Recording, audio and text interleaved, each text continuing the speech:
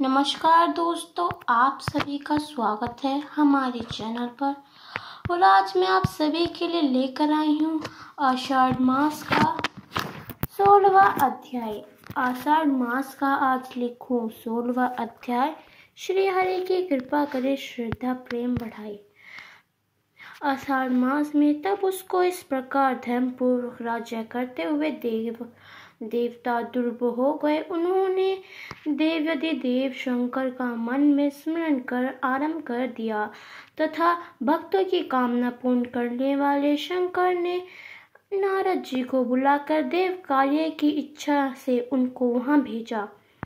शंभु भक्त नारद शिव की आज्ञा से देवपुरी में गए।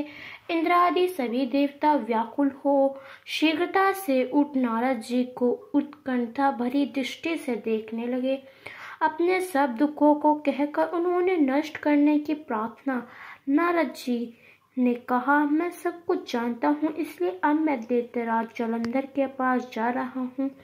ऐसा कह नारद जी देवताओं को ऐश्वर्पित कर जलंधर की सभा में आए। जलंधर ने नारद जी के चरणों की पूजा कर हंसते हुए कहा, दैत्यराज जलंधर के पास जा रहा हूँ। ऐसा कह नारद जी देवताओं को आश्रित कर जलंधर की सभा में आए। जलंधर ने नारद जी के चरणों की पूजा कर हंसते हुए कहा, हे ब्राह्मण, कहिए आप कहाँ से आ रहे हैं, यहाँ कैसे आए हैं? मेरे योग्य जो सेवा हो उसकी आज्ञा दीजिए। आषाढ़ मास में नारद जी की प्रसन्न होकर बोले, हे महाबुद्धिमान जलंधर, तुम धन्य हो। मैं सर्वेच्छा से कैलाश पर्वत पर गया था, जहाँ 10,000 योजनों से कल्प वृक्ष का वन है। वहाँ मैंने सैकड़ों कामधेनुओं को विचरते हुए देखा तथा यह भी देखा कि वह चिंतामणि से प्रकाशित परम दिव्य अद्भुत और सब कुछ सुमेमय है। मैंने वहाँ पार्वती के साथ स्थित शंकर जी को भी देखा, जो स्वाग सुंदर घोर वन त्रिनेत्र और मस्तक पर चंद्रमा धारण किए हुए हैं। उन्हें देखकर मुझे बड़ा आश्चर्य हुआ कि इसके सामने समृद्धिशाली त्रिलोकी में कोई है या नहीं। हे दैत्यराज इंद्र, उसी समय मुझे तुम्हारी समृद्धि का स्मरण हो गया और उसे देखने की इच्छा से ही मैं तुम्हारे पास चला आया हूँ। यह सुन जलंधर को बड़ा हर्ष हुआ।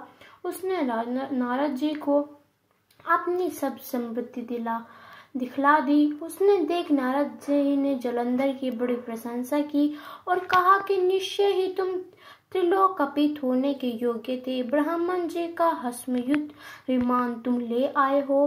गुरुलोक, पाताल और पृथ्वी पर जितने भी रत्नादि है सब तुम्हारे ही तो है। एरबात, उच्चेश्वरा, घोले, कल्पवृक्ष और कुबेर की निधि तुम्हारे पास है। मणियों और रत्नों के ढेर भी तुम्हारे पास लगे हुए हैं।